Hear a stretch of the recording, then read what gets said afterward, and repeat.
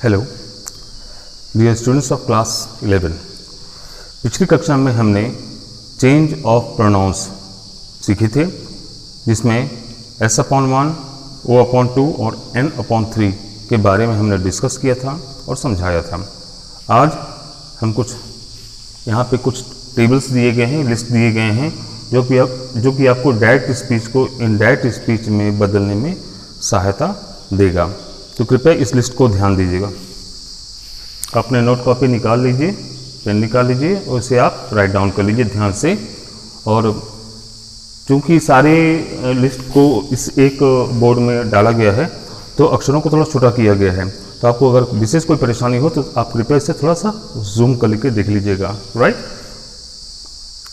ये लिस्ट है। सबसे पहले काइंड्स ऑफ सेंटेंसेस, वाक्यों के प्रकार।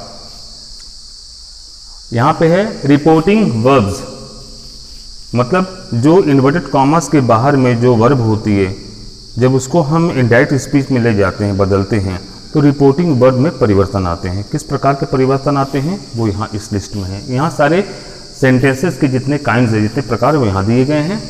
और यहाँ कंजंक्शंस, मतलब जिसको हम कनेक्टर भी बोल सकते हैं या कनेक्टिंग वर्ड, ठीक है।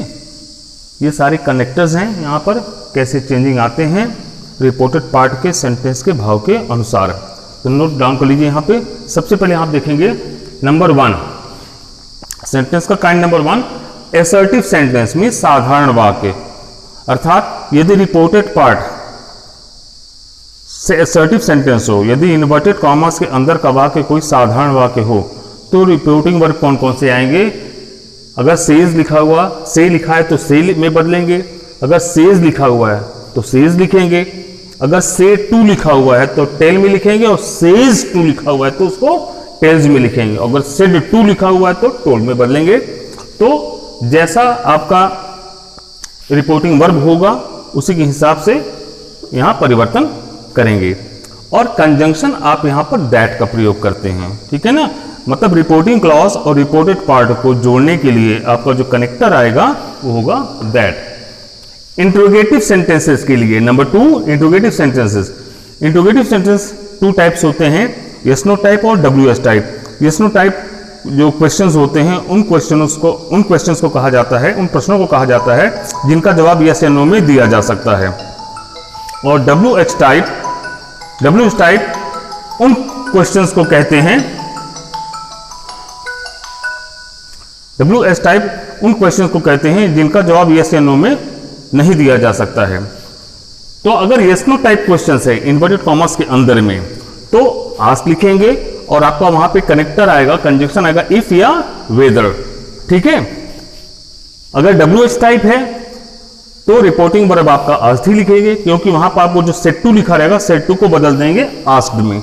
और आपका कंजंक्शन क्या होगा? क्वेश्चन वर्ड होगा, वही क्वेश्चन वर्ड जिससे आपका रिपोर्टेड पार्ट शुरू हो रहा है, जो कि आपको WS से शुरू होता है, जैसे what, when, whom, which, where। इसके अलावा हाउ मेनी, हाउ मच, ये भी जो है, जो हाउ से शुरू हो रहे, हाउ मच, हाउ मेनी, ये भी WH फैमिली के कहलाते हैं। ये भी क्वेश्चन वर्ड है, क्योंकि इनका भी हिंदी अर्थ क से शुरू होता है, क्या, कौन, कब, किधर, कैसे आदि। तो उसी क्वेश्चन वर्ड को हम रखेंगे कंजंक्शंस में, कनेक्टिंग वर्ड में।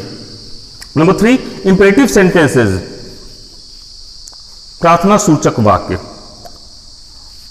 अब वहां हम सेट टू को किस में बदलेंगे? तो रिपोर्टेड पार्ट के भाव के अनुसार हम बदल देंगे। देखिए यहां पे ऑर्डर्ड में अगर आदेश दिखा रहा है तो ऑर्डर्ड में, अगर रिक्वेस्ट, अगर प्रार्थना या निवेदन दर्शा रहा है तो रिक्वेस्टेड में, अगर सलाह है, परामर्श है तो एडवाइज्ड में बदलेंगे। सजेस्टेड है, माफ कीजिएगा, अगर सजेशन सुझाव है तो सजेस्टेड में बदलेंगे, और यदि प्रस्ताव है तो प्रपोज्ड में बदल देंगे सेट टू को।